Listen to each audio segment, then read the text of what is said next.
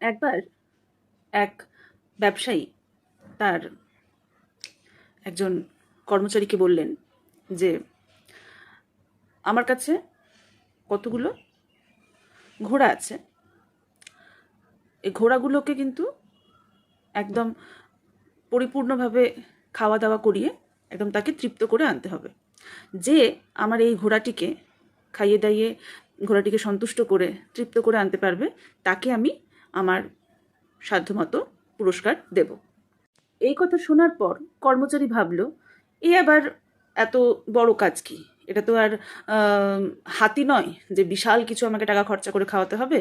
আমি ঘোড়াটাকে ঘাস, অন্যান্য ছোলা, যা কিছু হয় ঘোড়ার খাবার আমি খাইয়ে ওকে একদম মানে পেট ভরিয়ে তাকে তৃপ্ত করেই আমি নিয়ে আসবো, এবং বিকেলে এসে আমি আমার মালিকের কাছ থেকে অনেক কিছু পুরস্কার নিয়ে যাব।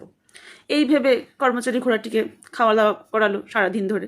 বিকেলে যেই মালিকের কাছে নিয়ে এলো, সেই ব্যবসায়ী ঘোড়াটার সামনে আবার কিছুটা ঘাস রেখে দিল। ঘাস দেখে ঘোড়াটা আবার সেই ঘাসটা খেতে গেল। ব্যবসায়ী বলল কর্মচারীকে, এটা তুমি কি করলে? ঘোড়াটা তো আবার ঘাস খেতে যাচ্ছে, তাহলে ঘোড়াটার পেট ভরেনি। কর্মচারীও ভাবলো যে না, আমি তো সারাদিন ধরে খাইয়েছি, তাহলে কেন আবার খেতে যাচ্ছে? ব্যবসায়ী বলল, না, তাহলে তুমি ঘোড়াটিকে তৃপ্ত করাতে পারলে না, তোমার পুরস্কার দেওয়া হবে না। এইভাবে প্রতিদিনই ব্যবসায়ী তার এক একটি কর্মচারীকে ডাকে এবং একই কথাই বলে যে যে ঘোড়াটিকে তৃপ্ত করতে পারবে খাইয়ে দাইয়ে তাকে সে অনেক পুরস্কার দেবে। ব্যবসায়ীর এরকম কাজ একটি লোক প্রতিদিনই লক্ষ্য করে। একদিন অপর একটি লোক, যে ব্যবসায়ীর কাছে কর্মরত ছিল না, বাইরের একটি লোক এসে ব্যবসায়ীকে বলল যে আপনি যদি আমার প্রতি বিশ্বাস রাখেন, আমি আপনার ঘোড়াটিকে তৃপ্ত করাতে পারি। ব্যবসায়ী বলল, যদি তুমি তৃপ্ত করিয়ে আনতে পারো তাহলে কিন্তু আমি তোমাকে অনেক পুরস্কার দেব। লোকটি বলল, হ্যাঁ ঠিক আছে। ব্যবসায়ী বলল, শোনো, তুমি যদি না তৃপ্ত করাতে পারো তাহলে কিন্তু পুরস্কারের পরিবর্তে তোমাকে শাস্তি পেতে হবে। লোকটি বলল, ঠিক আছে, আমার কোনো অসুবিধে নেই, আপনি আমাকে আজকে বিকেল অবধি সময় দিন, বিকেলের মধ্যে আমি আপনার ঘোড়াটিকে তৃপ্ত করিয়ে নিয়ে আসবো। ব্যবসায়ী বলল, ঠিক আছে, নিয়ে যাও। সেই লোকটি ঘোড়াটিকে তার সঙ্গে নিয়ে এলো। সারাদিন ঘোড়াটিকে লোকটি ঘাস, ছোলা, যা কিছু ঘোড়ার খাবার ঘোড়ার কাছে রেখে দিল। ঘোড়া যেই খেতে যাচ্ছে, প্রচণ্ড ওই ঘোড়ার যে ছড়িটা থাকে, চাবুক, চাবুক দিয়ে ভীষণ মারছে। আবার ঘোড়াটার কাছে ছোলা রাখলো, আবার ঘোড়াটা যেই খেতে যাচ্ছে আবার চাবুক দিয়ে মারছে। এই মার খেতে খেতে ঘোড়াটি, এবার ওর সামনে যদি চিরঞ্জিও যদি রেখে দেওয়া হয় তাহলেও আর ভয়ে খাচ্ছে না। কেন? ওর ভয় আছে, এটাতে মুখ দিলেই আমাকে মার খেতে হবে। এবার বিকেল হয়ে গেল, ঘোড়াটিকে নিয়ে এলো ব্যবসায়ীর কাছে। লোকটি বলল, দেখুন, আপনার ঘোড়াকে আমি তৃপ্ত করিয়ে নিয়ে এসেছি। ব্যবসায়ী বলল, দেখি তার প্রমাণ। ব্যবসায়ী ঘোড়ার সামনে আবার যথারীতি ঘাস, ছোলা, গুড়, যা কিছু খায় ঘোড়ার খাবার সব রেখে দিল। ঘোড়াটা কিন্তু আর মুখ দিচ্ছে না, কারণ ঘোড়ার সামনেই সেই লোকটি আছে যে লোকটির কাছে ঘোড়াটি সারাদিন ধরে মার খেয়েছে। ভয়ে কিন্তু আর ঘোড়াটা মুখ দিচ্ছে না। ঘোড়াটা ভাবছে, আমি যদি মুখ দিতে যাই আবার আমাকে মার খেতে হবে। ব্যবসায়ী বলল, এই দেখে, এটা কেমন করে তুমি করলে? তখন লোকটি বলল, এতদিন ধরে আপনার কর্মচারীরা ঘোড়াটিকে খাইয়ে তৃপ্ত করতে পারেনি। ঘোড়াটিকে সারাদিন ধরে খাওয়ানোর পরেও আপনি যখনই ওকে খাবার দিতেন ঘোড়াটা আবার ওখানে মুখ দিতে যেত।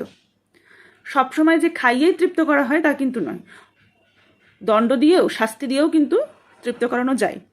এর থেকে আমরা এটাই বুঝতে পারি যে আমাদের মন ভীষণ চঞ্চল, এবং অলসতা আমাদের মনকে সবসময়তে ঘিরে ধরে।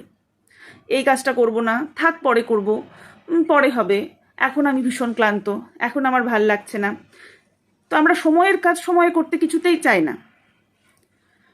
কাজেই এই মনকে স্থির করানোর জন্য কিন্তু আমাদের নিজেদেরকে কিন্তু দণ্ড দেওয়া উচিত।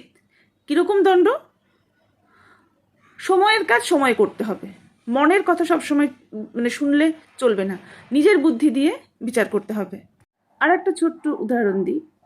ধরুন আমাদের ভাল লাগছে না, এই না ভালো লেগেও আমরা যদি হলাহল খাই, অর্থাৎ আমরা যদি পয়জন বিষটা খেয়ে ফেলি, তো আমরা তো মারাই যাব, তাই না?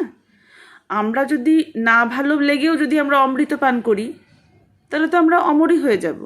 সেই রকমই ভালো লাগছে না, কিন্তু ওটা আমাদেরকে করতে হবে, জোর করেও আমরা যদি আমাদের নিজের কাজে মন দিই, এই কাজটা করতে করতে করতে করতেই আমাদের কিন্তু একটা অভ্যেসে দাঁড়িয়ে যাবে, আমরা ডিসিপ্লিন হয়ে যাব। যে আমাদেরকে এই টাইমে উঠতে হবে, এই টাইমে উঠে আমার এই এই কাজগুলো আছে, সেই কাজগুলোকে করতে হবে, আমাদেরকে একটা নির্দিষ্ট টাইমে ঘুমোতে হবে, আমাদের দৈনিক দিনচর্চা আমাদের এই রকম হবে। এটা আমরা যদি একটা হ্যাবিট বানিয়ে নিই, তাহলে কিন্তু একটা টাইম পরে আমাদের এটা অভ্যেসেই দাঁড়িয়ে যাবে।